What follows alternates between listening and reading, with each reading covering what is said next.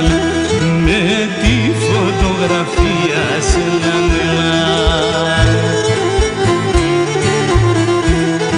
Να φτάτω και καλά και γιαρ, να ακούω τη λαλία σε, να ακούω τη λαλία.